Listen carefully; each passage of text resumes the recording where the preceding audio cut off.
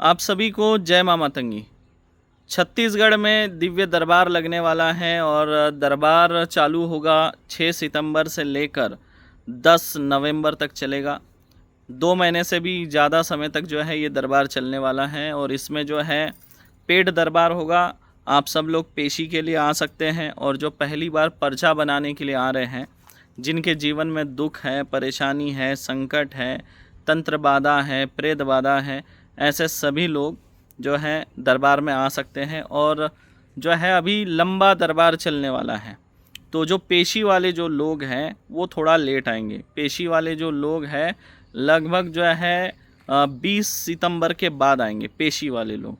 उसके पहले जो है पर्चे वाले जो लोग हैं वो आना चालू कर देंगे और पेशी वाले जो है 20 सितंबर से अगर आएंगे तो बाद में काफ़ी समय मिलेगा आप लोगों का काट करने के लिए, आप लोगों का स्कैनिंग करने के लिए। अगर कोई और समस्या है तो उसका भी निवारण किया जाएगा।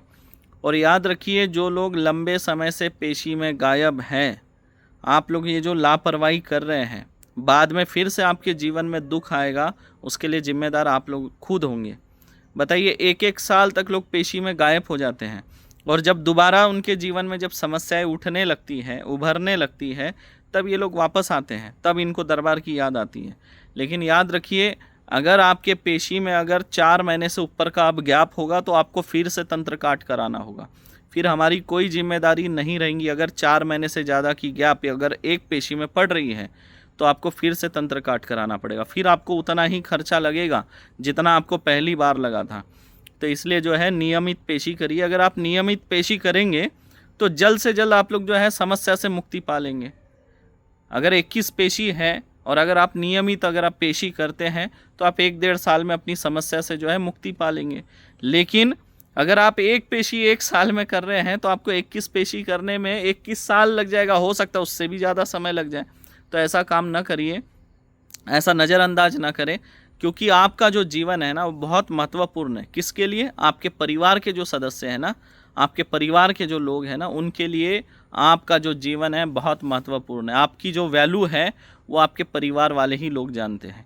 तो कम से कम खुद के लिए नहीं तो अपने परिवार के लिए सही समय पर पेशी करिए। देखिए, जो लोग समय पे पेशी कर रहे हैं, बराबर निरंतर पेशी पे आ रहे हैं, उनका जीवन बदल चुका है, बदल रहा है। जो नए नए पेशी में उनका तो बदल रहा है और जो पुरानी पेशी कर रहे हैं उनका जीवन भी बदल चुका है। काफ़ी लोग हैं, कुछ लोग तो पेशी से मुक्त भी हो चुके हैं, मतलब उनका निवारण हो गया, पेशी भी ख़त्म हो गई, अब वो दरबार भी नहीं आते, आते भी है तो दर्शन वगैरह करके चले जाते हैं। तो मेरा ये कहना है, ये जो तंत्र है ये एक ऐसी बीमारी जैसा है, इसे आप अपने जीवन में लेकर क्यों चल रहे हैं? इस तंत्र का बोझ आप क्यों ढो रहे हैं अपने कंधों पर? देखिए, तंत्र ऐसी मतलब बीमारी है कि ये आपके मरने के बाद आपके परिवार को विरासत में जैसे संपत्ति मिलती है, उसी तरह परिवार के अन्य सदस्यों के ऊपर चले जाता है और ये ख़त्म नहीं होता। और अगर किसी व्यक्ति की तंत्र बाधा से अगर मृत्यु होती है तो उसके घर में जो है कई तरह के रोग, कर्ज, असफलता, सभी तरह का रोग पकड़ लेता है। तंत्र बाधा को लेकर भटकने से अच्छा है समय रहते इससे मुक्ति पाए, खुद का जीवन सुखी बनाए, परिवार के जो सदस्य हैं उनका जीवन सुखी बनाए। तो याद रखिए, दरबार कब से कब चलेगा? 6 सितंबर से लेकर 10 नवंबर तक दरबार चलेगा और जो लोग पेशी कर रहे हैं वो लोग 20 सितंबर से आना चालू करेंगे। हो सकता है दरबार और भी आगे बढ़ेगा 10 नवंबर के बाद, क्योंकि हमने अभी सोचा है ज़्यादा से ज़्यादा लोगों का जो है दुख दूर करना है, लोगों का जो कष्ट है उसका निवारण करना है। तो हो सकता है ये दरबार 3 महीने भी लगातार चले। तो आप लोग जो है समय पे अपनी पेशी करेंगे। आशा करता हूँ आज की जानकारी आप लोगों को अच्छी लगी होगी। पर एक महत्वपूर्ण जानकारी और है, जिनका ताबीज 6 महीने से अगर ऊपर हो चुका है तो आप लोग समझ लीजिए आपका जो ताबीज है वो खंडित हो चुका है। और अगर ताबीज खंडित हो गया है तो आपके नाम से जो तंत्र क्रियाएं हो रही है वो वापस आके आपके शरीर को लगेगी। तो इसमें हमारी कोई जिम्मेदारी नहीं है। दोबारा अगर आप पे तंत्र होता है तो वो हमारी जिम्मेदारी नहीं है, क्योंकि आपका शत्रु तो हर वक्त आपके पीछे लगा है और वो चाहता है किसी भी तरह जो है आपको बर्बाद करे, किसी भी तरह आपको मारे। वो चाहता है किसी भी तरह आपको बीमार करे, किसी भी तरह नुकसान पहुंचाए, किसी भी तरह उलझनों में उलझाए, किसी भी तरह कोर्ट कचहरी में उलझाए, परिवार को अलग करे, रिश्तों को खराब करे। ये आपका शत्रु चाहता है।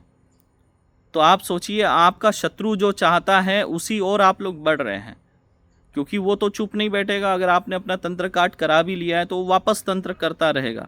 तो इसमें सुरक्षा क्या है? सुरक्षा की बात यह है कि जो ताबीज़ आप लोग धारण करते हैं उसे 6 महीने से पहले बदला लें, क्योंकि ये जो ताबीज़ है केवल 6 महीने तक काम करता है, क्योंकि लगातार उस ताबीज़ के ऊपर जो है कात्री का प्रयोग होता है, अस्त्रों का प्रयोग होता है। जो आपके शत्रु है ताबीज़ को तोड़ने का पूरा प्रयास करते हैं। कुछ ताबीज़ होता है 6-8 महीने साल भर भी चल जाए, लेकिन तंत्रवार जब आपके ऊपर लगातार हो रहा होता है तो वो ताबीज़ 6 महीने में खंडित हो जाता है। इसलिए आपकी नैतिक जिम्मेदारी ये बनती है कि 6 महीने में अपना ताबीज़ बदल लें। जिनका भी ताबीज़ 6 महीने से ऊपर हो चुका है, जिनको काट करा के 6 महीने से ऊपर हो चुका है, वो लोग स्वतः काउंटर पर जाकर अपना नया ताबीज़ खरीदें। विशेष ध्यान रखिए, अगर ताबीज़ खंडित होने की वजह से अगर तंत्र लगेगा तो वो हमारी जिम्मेदारी नहीं है। जय मां मातंगी।